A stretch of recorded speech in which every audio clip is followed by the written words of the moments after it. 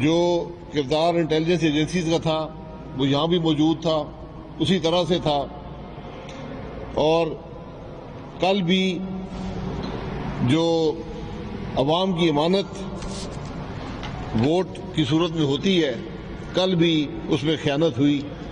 یہ پاکستان کے لیے خوش آئند بات نہیں ہے۔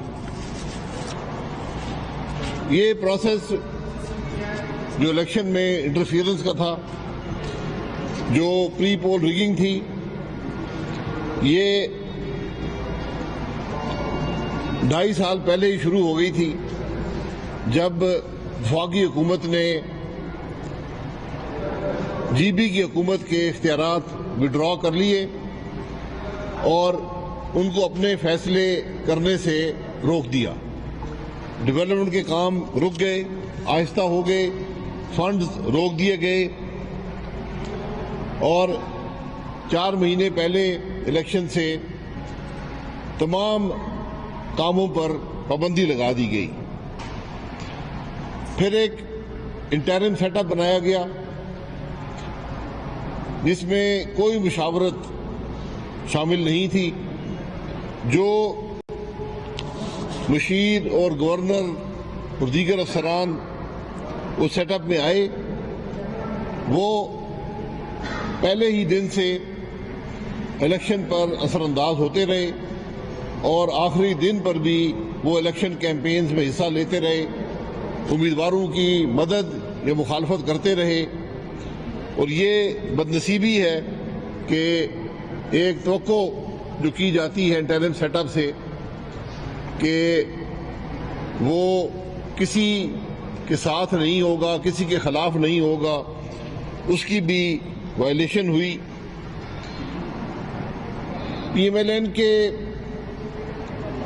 6 وزراء اور اسپیکر کو توڑا گیا، ان کو دوسری جماعت کے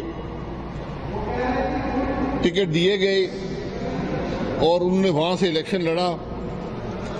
ہمارے امیدواروں کو ہرانے کے لیے بڑے سائنٹیفک طریقے سے امیدوار کھڑے کیے گئے جو چند سو ووٹ لے کر ان کو ہرانے کے لیے استعمال ہوئے۔ الیکشن 15 اگست کو ہونے تھے، ان کو پوسٹ پون کیا گیا تاکہ اس ریگنگ کے لیے وقت مل سکے، اور جب 3 مہینے بعد الیکشن ہوئے تو اس کے نتائج آپ کے سامنے ہیں۔ بات یہاں پر ختم نہیں ہوتی۔ وفاقی وزراء کی ایک بڑی تعداد، الیکشن کمیشن کا ایک ضابطہ اخلاق تھا، کوڈ آف کنڈکٹ تھا، اس کی وائلیشن کی گئی۔ عدالتوں کے حکم کی وائلیشن کی گئی۔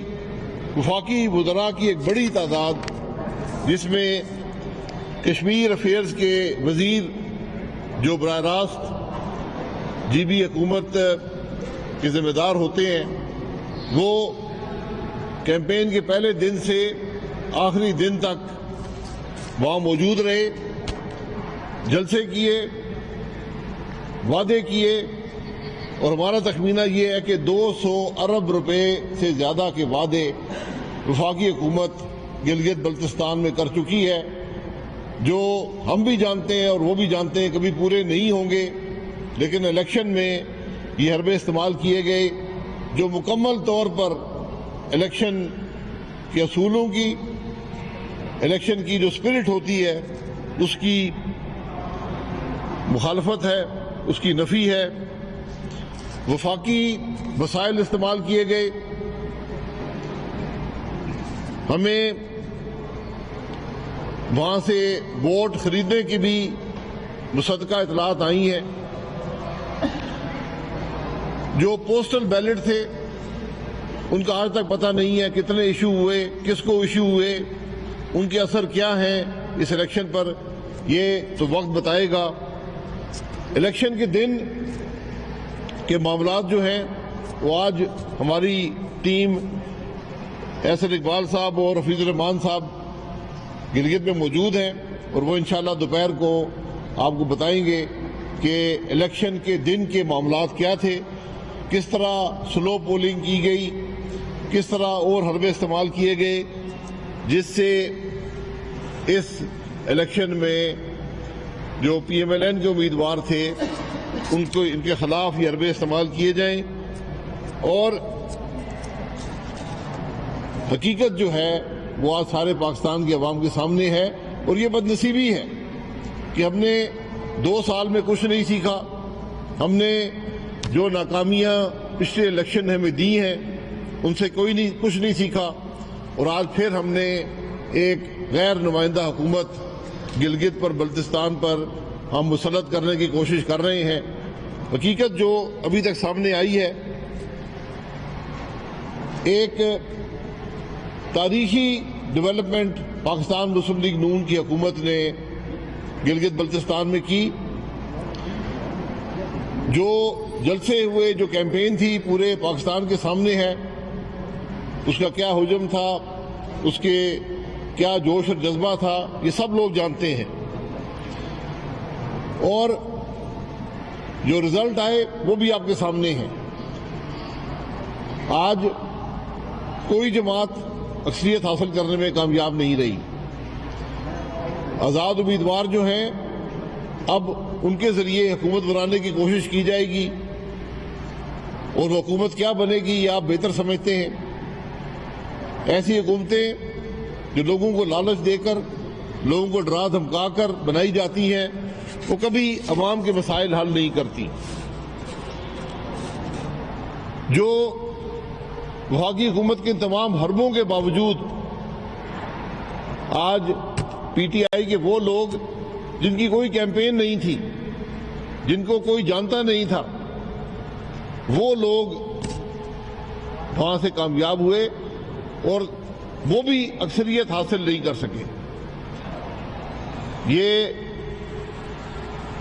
ایک تاریخی حقیقت ہے کہ گلگت بلتستان کے عوام نے ہمیشہ اپنی فلاح و بہبود کے لیے، ڈیولپمنٹ کے لیے، انہوں نے وفاقی حکومت کو میں جو جماعت ہوتی ہے اس کو ووٹ دیا ہے ماضی میں۔ اس دفعہ یہ تاثر بالکل نہیں تھا۔ یہ وفاقی حکومت کی مداخلت کے باوجود وہاں وفاقی حکومت کا ووٹ نہیں تھا، کیونکہ وہاں کے عوام بھی پاکستان کے عوام کی طرح وفاقی حکومت سے، عمران خان کے ٹولے سے وہ تنگ ہیں۔ اس کے باوجود رزلٹ جو آئے اس میں پی ٹی آئی اکثریت حاصل نہیں کر سکی۔ اس تمام دھاندلی کے باوجود تو آج گلگت بلتستان کا سیاسی مستقبل بھی تاریک کر دیا گیا ہے، اور آج پوری دنیا، پورا پاکستان ہی نہیں، پوری دنیا اس مذہقہ خیز الیکشن کو دیکھ رہی ہے، اس کے حقائق دیکھ رہی ہے۔ اور یہ بدنصیبی ہے کہ ہمارے ملک میں سیاہ الیکشنوں کی تاریخ میں ایک اور الیکشن کا اضافہ ہوا ہے۔ آج دوپہر کو احسن اقبال صاحب پھر پریس کانفرنس کریں گے اور مزید حقائق آپ کے سامنے رکھیں گے۔ آپ حضرات کا بہت شکریہ۔ یہ جو آپ نے دھاندلی کے الزامات لگائے ہیں، کیا ان کے کوئی واضح ثبوت بھی موجود ہے؟ کیونکہ آپ نے شروع میں ہی خفیہ ایجنسیوں کے کردار پہ بات کی ہے۔ نہیں، میں نے الزامات نہیں لگائے، میں نے حقائق بیان کیے ہیں، اور اس میں سے کوئی بات بھی غلط نہیں ہے، کیونکہ یہ سب کچھ ہوا ہے۔